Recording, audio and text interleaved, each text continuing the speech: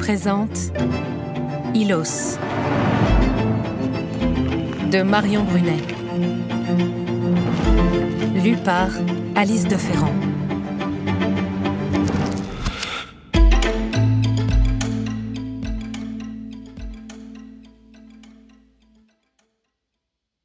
Pour Alexandre. Nolan, 2052, Marseille.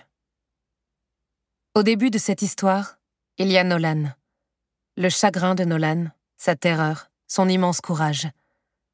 On pourrait commencer par quelqu'un d'autre. L'histoire pourrait s'ouvrir sur Bonnie et ses jambes musclées de nageuse, sur Adélis, cachée quelque part, ou Nina quand elle était enfant, jetée dans les eaux désormais troubles de la Méditerranée. L'histoire pourrait donner à voir Ulysse, à entendre la musique de Yasmina, ou la voix d'Enoch en pleine dispute avec son oncle. Mais non, c'est par Nolan que cette histoire commence. Parce que sans elle, rien n'aurait existé, le groupe n'aurait jamais pu se former. Il n'y aurait pas d'histoire. Bien entendu, elle n'est pas prête à l'admettre, ça lui donnerait une trop grande responsabilité, et donc moins de liberté. Mais c'est un fait. Au début, il y a Nolan, pieds nus, qui observe les eaux lisses, sans remous, en dessous d'elle. Les deux types près d'elle la surveillent à peine, ils ne se méfient pas. Ils l'ont traînée ici pour motiver son grand frère. « Si tu refuses encore de plonger, on s'occupe de ta sœur !» Comme motivation, c'était pas mal trouvé. La menace a fait mouche, Gal a plongé. Il connaît bien la ville, il plonge depuis longtemps, c'est son gagne-pain. Gal est l'un des meilleurs apnéistes de la ville. Les gars du Commodore ne se sont pas trompés en faisant appel à lui. Mais s'il a refusé au départ, c'est qu'il ne travaille pour personne, et surtout pas pour un vieux requin comme le Commodore. Enfin, jusqu'à aujourd'hui. Ils revendent tous les deux leurs trouvailles sans qu'aucun patron ne les oblige à bosser, ne leur indique où plonger. Ils n'ont pas de compte à rendre. Mais cette fois-ci, on ne leur a pas laissé le choix. Nolan observe l'eau s'emplit depuis plusieurs minutes, et l'anxiété monte en elle, comme des bulles d'oxygène montent au cerveau quand on nage trop vite du fond vers la surface. Elle a pris sa respiration en même temps que son frère et commence à souffrir du manque d'air. Elle porte un short en jean très court pour ne pas entraver les mouvements de ses longues jambes, un débardeur orange et trop grand, au logo d'une marque de bière, volé sur une terrasse. L'air chaud caresse son crâne rasé, ses pieds nus.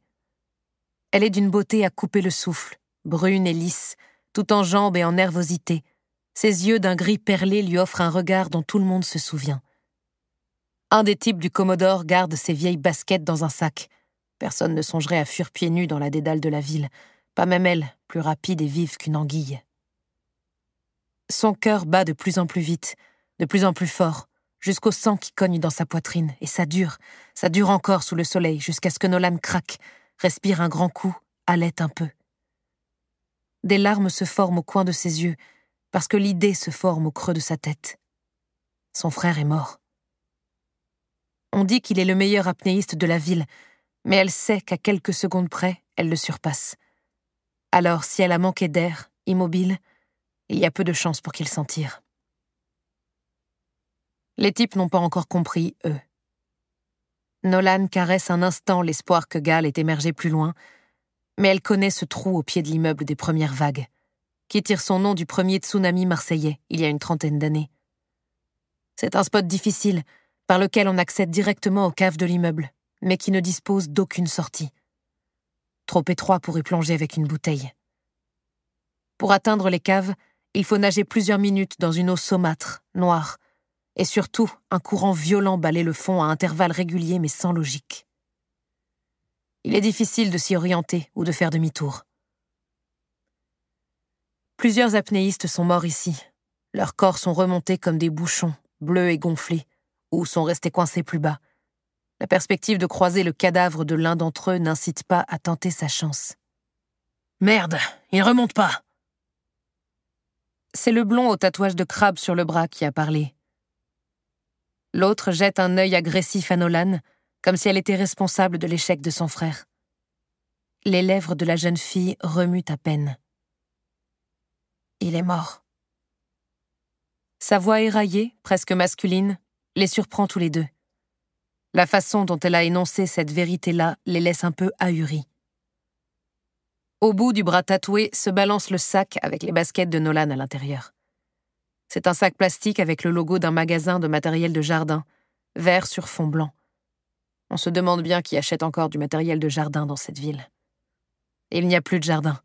Ils ont tous été engloutis par la montée des eaux en 30 ans. Nous espérons que vous avez apprécié cet aperçu. Pour continuer à écouter ce livre audio sur Google Play Livres, utilisez le lien dans la description de la vidéo.